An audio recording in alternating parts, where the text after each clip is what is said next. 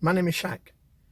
In today's video, I'm going to be talking about the difference between a minor fault and a serious fault in the driving test.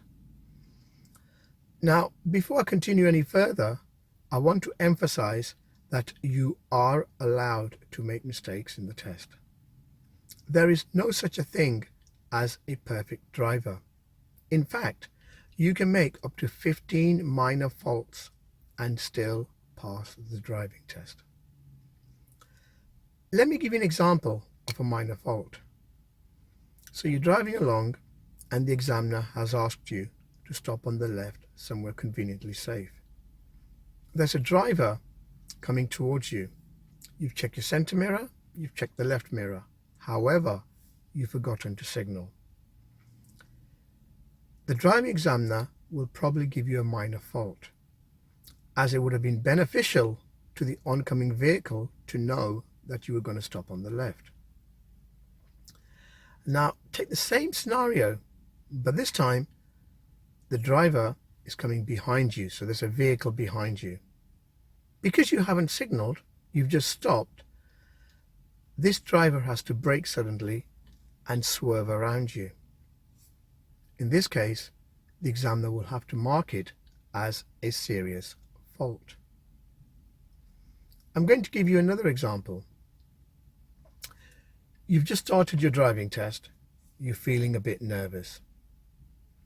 You've come out the car park and you've stalled the car. Minor fault. 15-20 minutes later in the driving test, you've stalled again. That will be another minor fault. And then you coming back to the car park, right near the end of the test center, you've forgotten to press the clutch down. The car stalls again. That will be a third minor fault. Now, let's take a different situation. You're at a roundabout. You've stalled. Because you've stalled, you panic. You quickly start the car, but you stall again.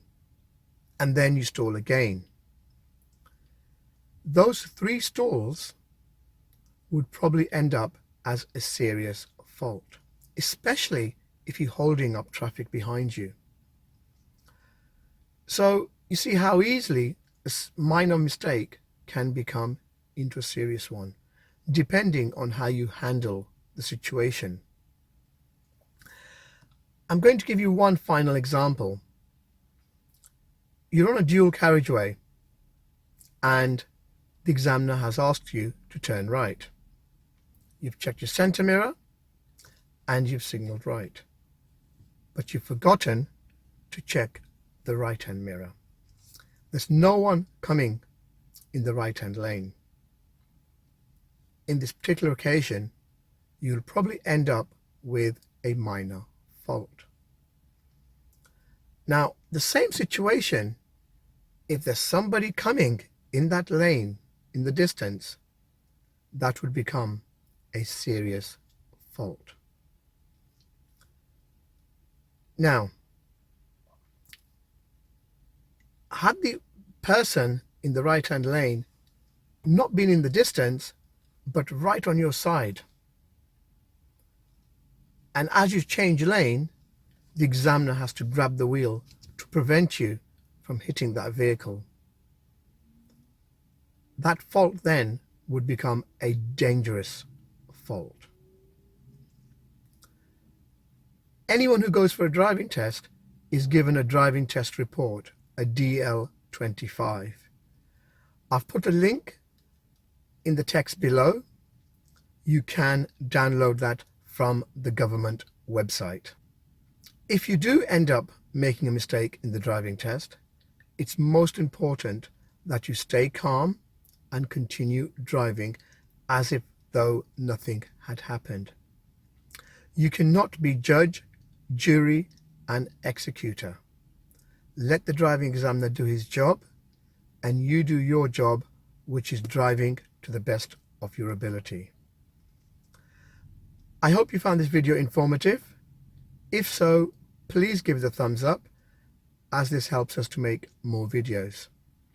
If you're a subscriber to our channel, then let me say thank you. However, if you haven't subscribed, then please do so you do not miss out on any of our videos. Thank you for watching.